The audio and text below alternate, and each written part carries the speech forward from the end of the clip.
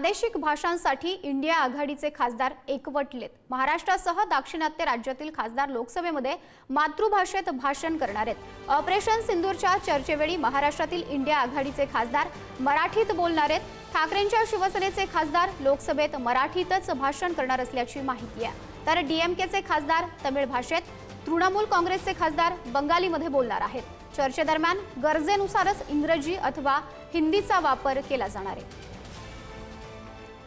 प्रतिनिधी शिवाजी काळे आपल्याशी जोडले गेलेले आहेत। शिवाजी, या संदर्भात अधिकची काय माहिती आहे?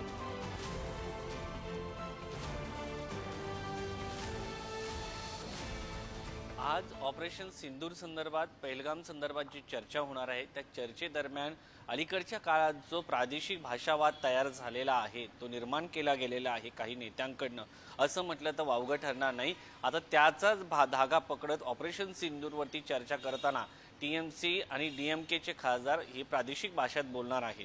मात्र शिवसेना उद्धव ठाकरे यांच्या पक्षाच्या वतीनं अरविंद सावंत बोलणार आहेत। त्यांच्या मते ते मराठीतून बोलणार की हिंदीत बोलणार या संदर्भात ते अद्यापर्यंत विचार करते, कारण पक्षाची भूमिका ही जर हिंदीमध्ये बोलले तर जास्त लोकांपर्यंत पोहोचेल अशी त्यांची भूमिका आहे। मात्र आता इंडिया आघाडीने या संदर्भामध्ये काही अधिकृत आदेश जारी केला असेल तर ते प्रादेशिक भाषेत देखील बोलतील। मात्र सध्या तरी ते या सगळ्या संदर्भामध्ये हिंदी आणि मराठी अशा दोन्ही भाषेत बोलण्यावरती विचार करत असल्याचं समजतंय।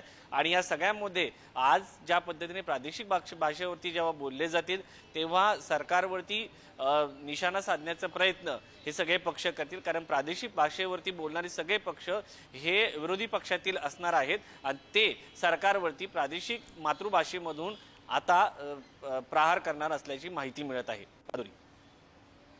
नक्कीच शिवाजी, धन्यवाद आपण दिलेल्या या सर्व अपडेटसाठी।